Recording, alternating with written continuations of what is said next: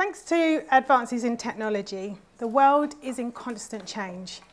The way we interact with friends and family, the way we buy products and services, and the way we consume content has all changed thanks to technology. And the workplace is no exception. In the days before laptops, the internet, and the mobile phone, workplaces they created a very static working environment. People got used to going to the same office, sitting at the same desk, switching on the same computer that never moves from its location, and spending most of the day in face-to-face meetings because that was the only way we could work together. Thanks to technology and greater connectivity, change started to happen. We can now work around family commitments or at times when we're most productive. And as a result, organisations can retain amazing talent and attract a new workforce that couldn't easily work under these conditions, like working parents like myself.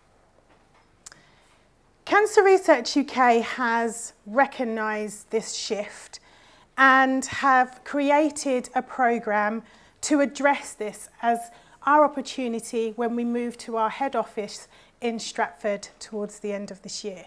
So this is our opportunity to respond.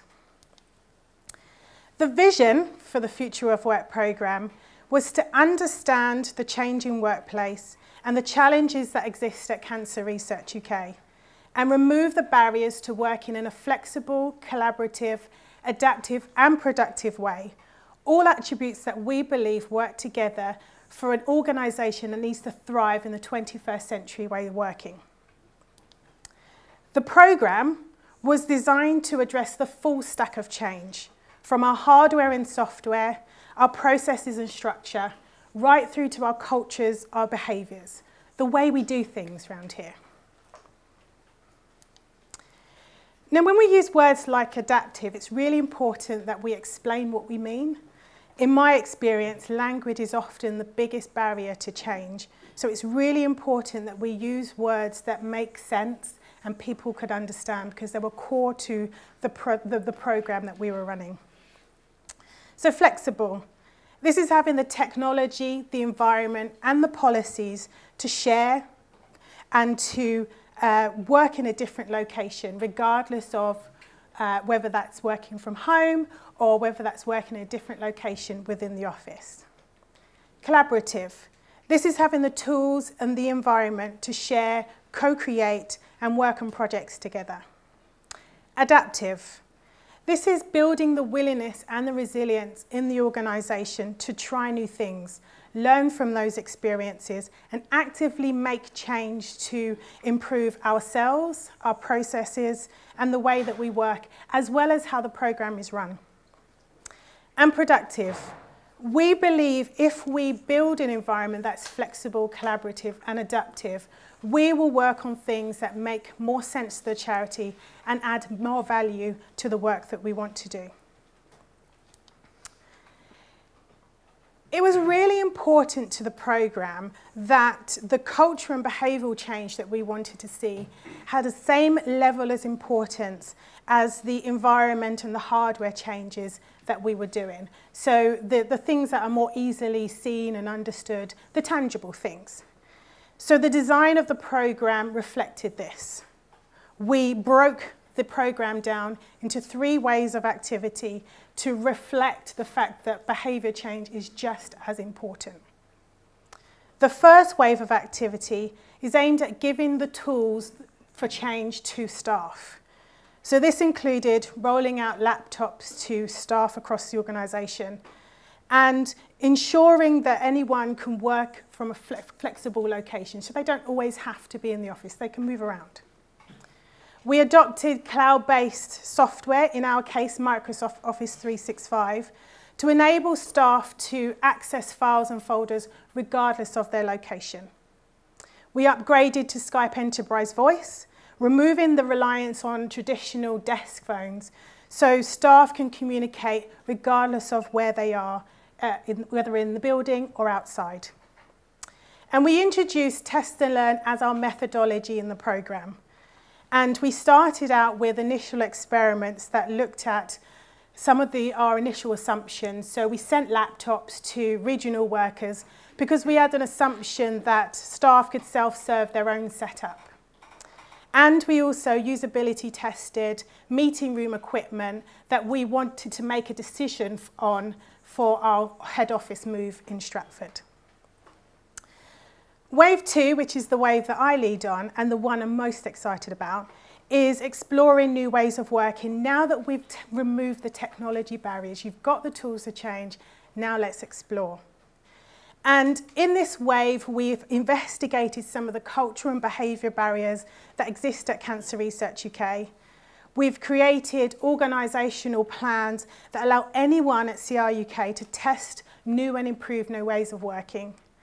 And we're analysing the insights gathered across the entire organisation to make recommendations as to how we should work when we move to Stratford and beyond.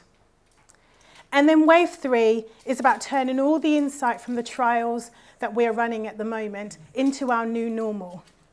And this is presenting back to the organisation all of the insights that gather through the trials across the organisation. We're going to create, redesign and improve our processes, our guidances, our HR policies to reflect the insights that's been gathered. And designing the right processes for continuous learning. We're really conscious that the insight gathered during these trial periods will become old as soon as the programme finishes. So we need to have the staff equipped with the right resources to allow anyone in the organisation to continuously learn and improve on our culture. The engines and specialist knowledge are the skills and capabilities that each wave of activity can pull on in order to achieve its objectives. We have governance, which oversees all elements of the programme, coordinates our reporting and running our decision-making processes. We have comms, which owns the whole narrative of both our Future of Work programme and our move to Stratford, ensuring everybody has all the right information that they need in order to make the right decisions and run their trials.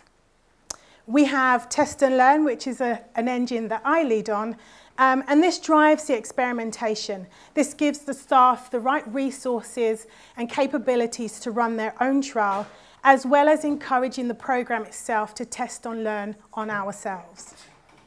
We have Knowledge, which coordinates our information gathering, helps us make sense of all the data that's coming back, and play this back to the organisation. Technology Change makes sure that we define and refine our processes, our technology processes.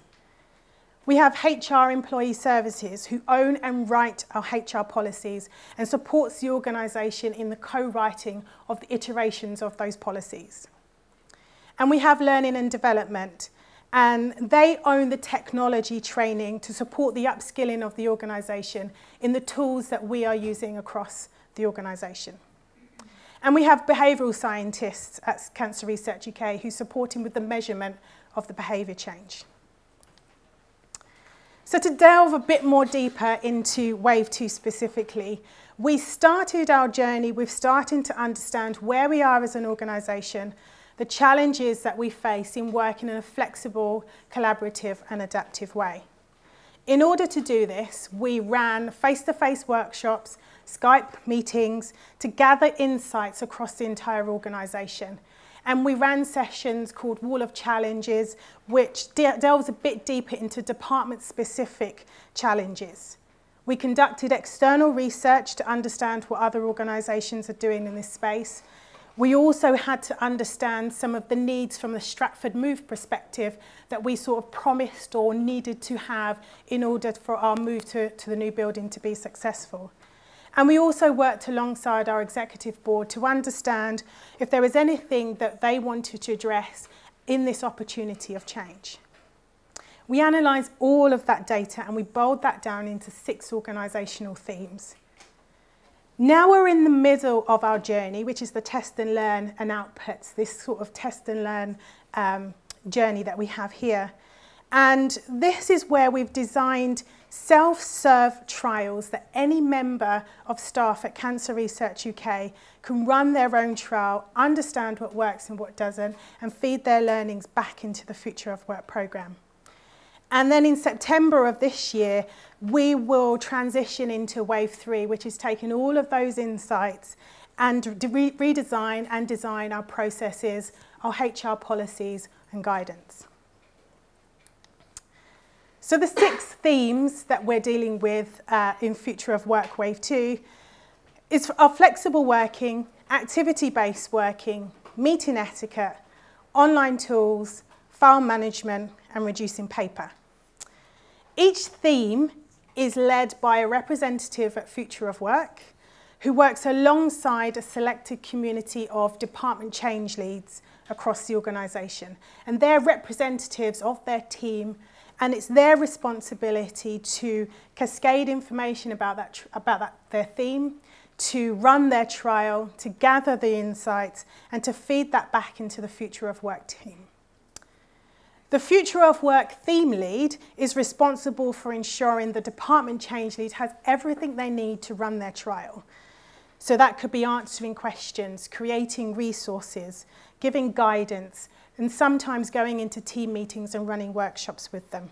But it's essentially their resource, their help to get their trial up and running. So to go into a bit more detail about each one of these themes, flexible working.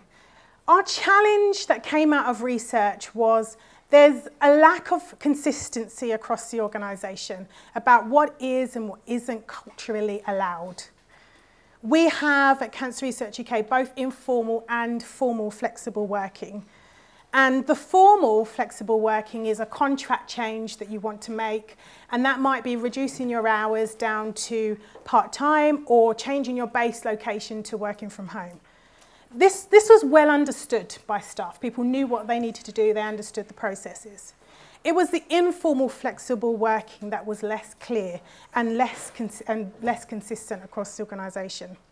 And this was our focus for Future of Work. The informal flexible working enables staff to flex their working location or their hours, so their start and end time, to find a better work-life balance for them. And it means that they could work in a time that is most productive for them, both benefiting staff and the organisation. The reason for this challenge is mainly because the decision to allow that level of flexibility was left to the discretion of managers. And the flexible working policy essentially dealt with the legalities of flexible working and not necessarily the cultural impacts of decisions around flexible working. So there was a need to support managers to lead their team by outcomes and not presenteeism. So our approach for flexible working, we focus primarily on educating and enabling the organisation to run a 3-month trial to test out flexible working. HR refreshed the flexible working policy, and we put that out into the organisation as a 3-month trial. We created a manager's toolkit which went into more details about how managers can run a team that they don't necessarily see. We created a short video for managers which introduced all the resources that were available to them to run their 3-month trial. But more importantly, it had the executive director of HR in the video, senior endorsement. And it was really, really important to us, a predominantly technology team, that we had the backing of HR and we were seen to have the backing of HR when we're dealing with a topic like flexible working. We created an experiment planning training guides in the form of a 1-hour workshop for anybody to be able to run. It had a facilitator's guide, so they knew exactly what they needed to do step by step. And it ensured any manager, head or director could run their workshop from understanding how their team works now, some of the things that they want to trial, and set metrics in place to measure its success. Now we're in the trial period, we run monthly online drop-in sessions for anyone to ask a question about flexible working. And these are led mainly by HR. And we often attend meetings to support with the setting up of those trials or supporting any questions that come out. For activity-based working, I guess the challenge for us really was collaboration was built very much into the heart of the building in Stratford. There was more physical space to be working together and less fixed desk locations. But in reality, culturally, we just weren't ready for this shift. We weren't ready for hot desking, and we weren't ready for true collaboration. So what we focused on was changing the perception around meeting rooms, because there was a really strong meeting room culture at Cancer Research UK. And we challenged ourselves to look at whether we actually need a meeting room or whether we just need a space, as well as educating and enabling staff to use these different types of spaces. We worked along HR to write a brand new activity-based working policy to offer staff guidance on the types of spaces available, how to use them, as well as the health and safety issues around each space. Now, some of the things that were included in that policy was not taking a desk when you're in meetings all day, or beach toweling, like we like to call it. Or using a quiet space when you want to do focus work instead of sitting in the office, you know, open planned office with loads and loads of noise. Included in the activity-based working policy was a clear desk policy, ensuring staff can feel comfortable to sit at any desk and not feeling like they're intruding in someone else's home with pictures of dogs and children and all sorts. Now, there are exceptions to this rule. There are some jobs that just don't lend itself very well to activity-based working. So people that work on an IT help desk. So we are looking at a subsection of the entire workforce at Cancer Research UK. As part of the wave one, giving everybody tools to be able to change, we also built a collaboration space in our current office that looks very similar to the type of space we would have in Stratford. And that was to provide different working locations for people to work within the office so they can bring to life their trials in a real sort of way. So at the moment, we're currently testing the comprehension of that policy, as well as implementing those principles in a 3-month trial to understand what works, what doesn't, so we can change and iterate that policy ahead of our move to Stratford. Meeting etiquette. Now, our challenge with this, we heard through research, was people were really struggling to dial in on meetings and they were having really poor meeting conditions. So we heard from staff that people were being forgotten on the phone, or they were not included when there was face-to-face or post-its all over the walls. There was no way for them to interact. Or worse, they were sitting on a Skype call, waiting to be dialed into a meeting, only to give up after 10 minutes. We also had the assumption that as more people work flexibly, this problem will scale. It will become an organisational-wide issue. So meeting etiquette started life as Skype meeting etiquette, providing details on how to have an effective Skype meeting or online meeting, what you need to do before, during, and after your meeting. And this was posted in every meeting room with a phone across the building. But as the new technology started rolling out, we started to see some really new and interesting behaviours, like people being on BBC News in a meeting. So we had to expand this theme to look at meeting etiquette face-to-face, meeting etiquette in collaboration spaces, as well as online meetings. So we rebranded. We created 3 different guidance. We cascaded that information, and now we're in the process of teams now testing the principles over a 3-month period. And every month we're gathering results from those trials, and we're now on our 3rd iteration of that policy. Online tools. So the challenge we heard was introducing Microsoft Office 365 and the fact that we have many other tools like Miro, Mural and Trello. There's loads of them. Slack, there's all of them. People were really, really unclear as to what tools they should use when and how best to use those tools. which presented us an opportunity to look at the full stack of offering that we have at Cancer Research UK, understand what works and what doesn't work for the types of roles that we have at the charity. We focus on educating staff on each tool and enabling them to run tests on this software in a safe environment to ensure that they don't break anything and they can feel comfortable, with a view to, at the end of Wave 2, we can make a recommendation back to the organisation, backed up by data, to say this is the tool that you should be using for this type of job and this is how you can use it. The online tools theme is broken down into 3 prongs. We have self-serve, we have As Is Plus, and we have bespoke trials. The self-serve section is a group of software tools that we believe any staff can pick up without having to go to a training session. You can sort of just pick them up and learn. Things like Microsoft Whiteboard or Microsoft OneNote for individual use. We've provided some guidance which live on our Future of Work SharePoint site on how to set these tools up and how to use them. As Is Plus is an extension of training that was already available by Learning and Development.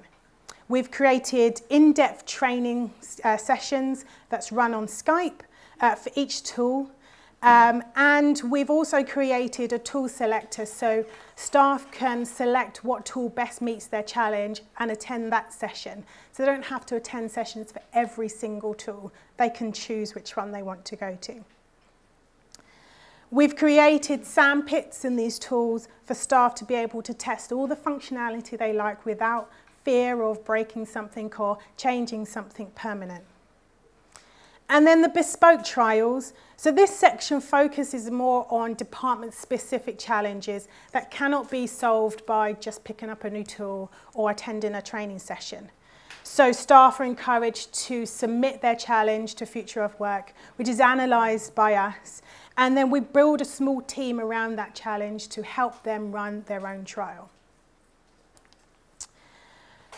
File management. So we heard through research that staff cannot find their files and folders, and that it's a complete mess. You've got files from 1999, they cannot find it, it's a complete mess. And we know that being able to access files and folders from a flexible location is core to us achieving our vision. So our approach really was not to design this into a trial, because we actually had another project looking at shifting our network drives over to shared cloud location. So our role in Future of Work was to get the prep work done. So we've built a working group across the organisation of department change leads, and it's their responsibility to audit, fun job, audit all the files we have at Cancer Research UK and design a file structure for staff to more easily be able to access their files and folders regardless of their location. And reducing paper. So this didn't really come out of research, but it's Cancer Research UK's ambition to reduce the amount of paper that we use as an organisation. And with the introduction of new software tools, this is a really good opportunity for us to look at how much paper we're using and use the tools instead of printing. Tools like Microsoft OneNote for note-taking. So every month we present each department with stats on how much printing they're making, and with the support of a sustainability coordinator, we help them to look at ways in which they could actually reduce the amount of paper that they're doing based on real stats. So measuring behaviour.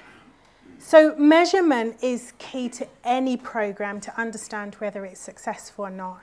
And for Future of Work, we need to measure the trials, we needed to measure our approach, and we also needed to measure the behaviour and culture change. And in order to do this, we have different layers of measurement. We have the measurement of large-scale or wide benefits. We have the measurements of the 6 themes, which I've just gone through. And we also have behavioural change metrics.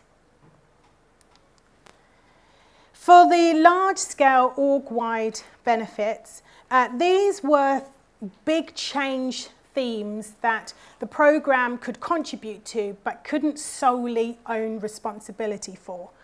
Things like increased technical skills and confidence, increased connection and increased collaboration within and with external partners, tasks and actions being managed more efficiently and effectively, documents being better organised, decisions being made through test and learn rather than the highest paid person in the room, better use of physical workspace, and meetings using Skype are more inclusive and productive.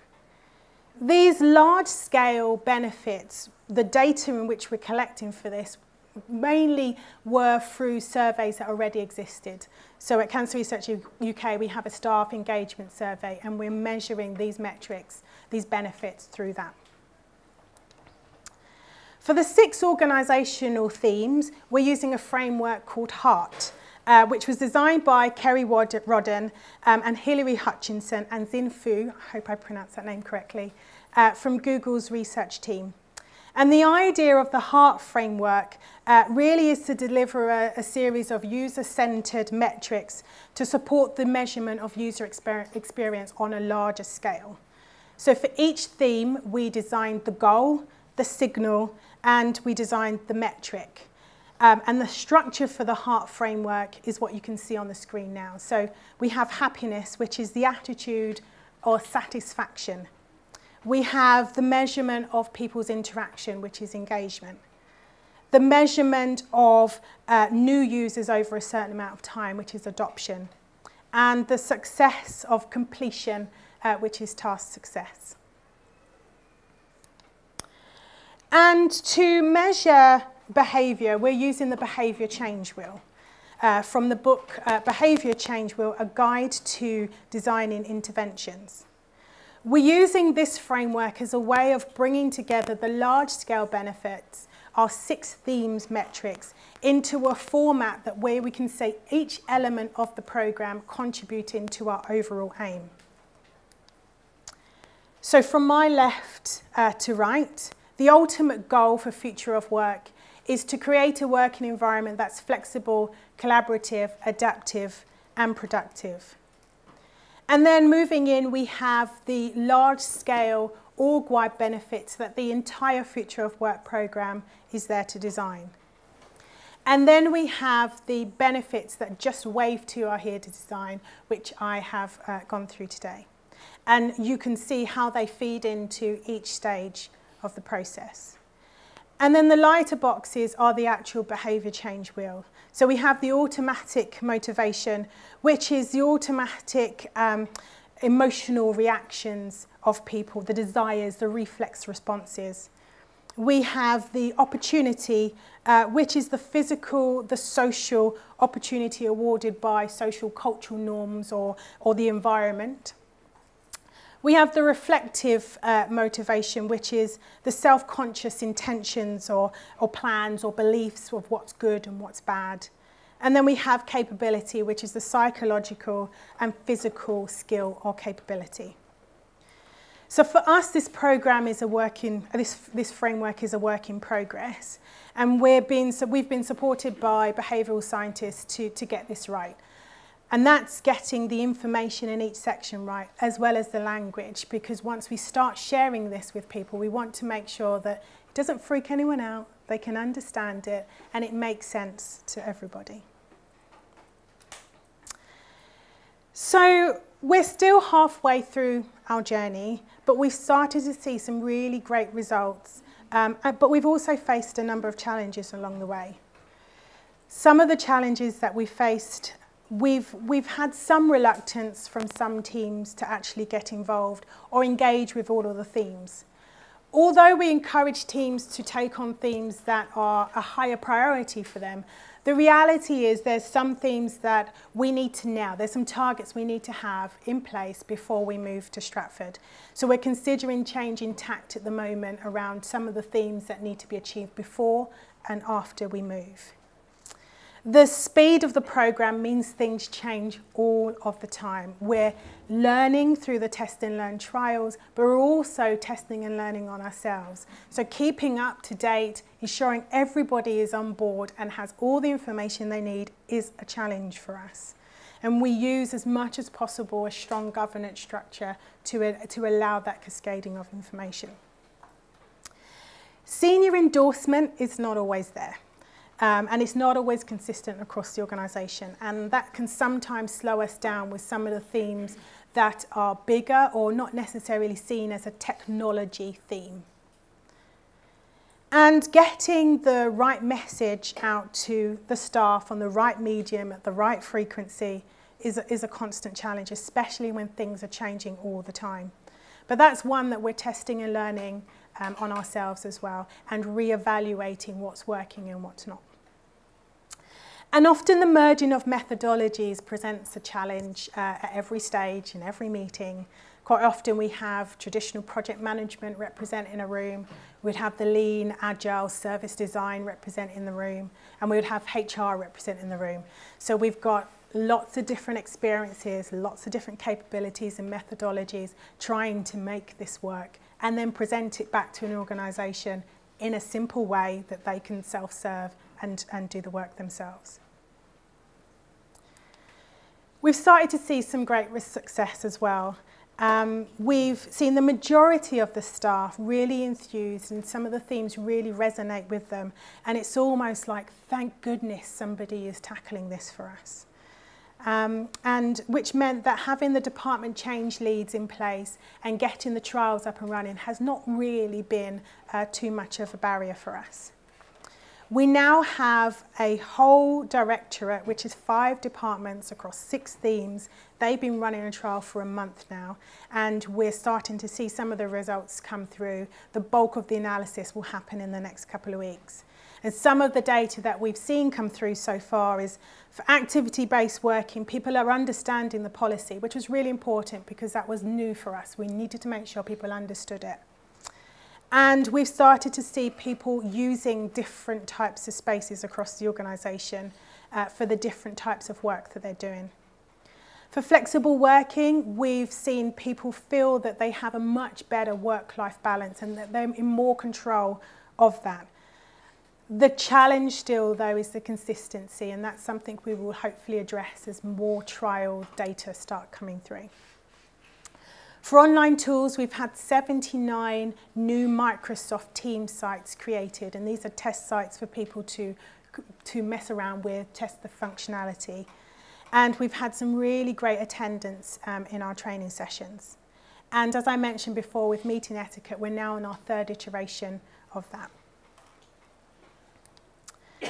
And some of the data that's been collected from the org-wide benefits show collaboration across the organisation has improved. We've seen an 80% connectivity, increased connectivity with staff within Cancer Research UK, and 60% reporting better connectivity with external partners. We've seen 45% decrease in travel costs as connectivity is better, so we have less reliance on having to be in a different location physically. We've had a report of 65% of staff feeling less stressed and being more in control of their work-life balance. And we've had staff reporting saving at least 24 minutes per day on average by having the new laptops, so they're less stressed about setting themselves up or having issues technically with meeting rooms and setting themselves up to do their work effectively. So what's next? With the first set of trials kicking off and the trials going on until September, we're expecting to see greater increases and more data coming through and further iterations. We're not just implementing a change program. We've not just created a new tool and thrown it out for people to use. We are enabling every staff member to trial, build our culture, and with the whole aim of retaining talent and to build a more resilient organisation. We do all of this by making insight-driven decisions. And it's important to us that we do that because our goal is that 3 in 4 people survive cancer by 2034. Our next big step is to build Wave 3 and to enable every single staff member to continuously learn. And that is to build the culture, that is to build the processes and equip the staff to ensure that when this program closes, we will continuously test and we will continuously learn. And all with the aim of changing our policies, changing our guidance, our processes, and essentially the way we are at Cancer Research UK. Any questions?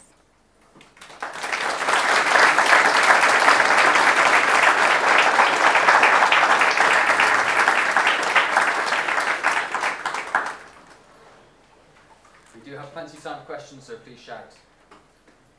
2 on that side. I think your hand went up first, sir.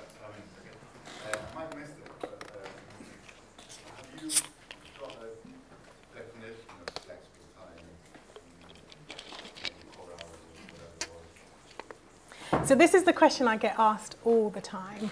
So the policy itself doesn't give much sort of strict guidance, I guess, around what is acceptable and what's not in flexible working. So I think that's where the challenge is, where people have sort of interpreted it in lots of different ways.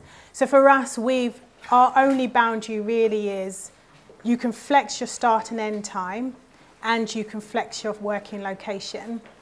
Some people are very comfortable with that, which means that they can start testing longer lunches or coming in at 10 o'clock and leaving at 6, or starting at 8 and finishing at 4. And so some people are more comfortable with that.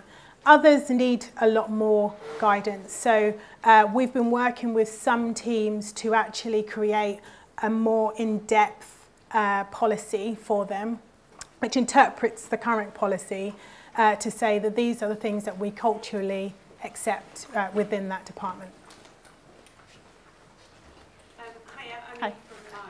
I'd love to know a little bit more about I guess, just before where your presentation started, like how did the decision get made that this was actually a big program of work and multidisciplinary involvement rather than just an office move? Yeah, so the move to Stratford started out as we're closing down a building and building a new one. But as that process started unfolding, we started looking at the types of different furniture and spaces that we want in the building, and that then started opening us up to working collaborative and flexibly. We also had a situation where staff were saying that they don't want to move to the new building unless the technology is right, unless there's more flexibility. And that cultural element sort of took us away from closing down a building and building a new one. So my director actually held her hand up and said, that cultural stuff I want to take, because I want to do this in a real sort of test and learn way, and rallied a group of people who really believe in that methodology to then take it from, we need to create this environment that we know needs to be flexible, we know we need to work in a different way. What does that even mean to actually a program of work that we can deliver? So that's where it came from. Yeah, and then. Do you have any multi-time zone sort of things to deal with, or have you not really experienced that? Not massively, no. I think we do have scientists overseas that work with Cancer Research UK, but this programme itself is focusing mainly on those within the UK. So no, we don't have to deal with that as much, no. Hi, I'm Lisa. Hi. How do you manage both the tension and the expectation between the early riser and the late worker?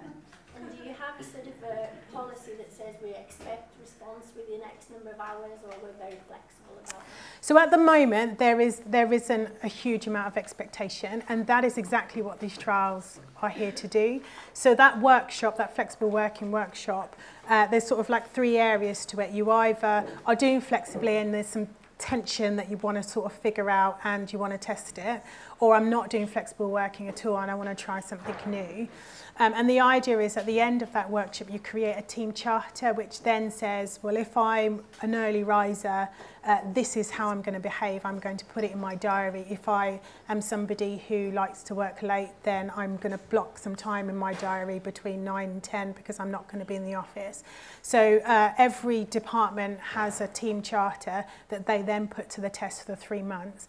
And the idea is then for us to take all the learnings from those trials and then figure out, right, as an organisation, what do we need to do with this now? We've got a bunch of people that start at 8, we have a bunch of people that start at 10.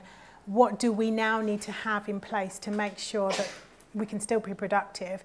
Do we need to have a rule to say you block out your time 8 to 10, no one has any meetings, and you block out your time 4 to 6, no one has any meetings, and work can only be done between 10 and 4.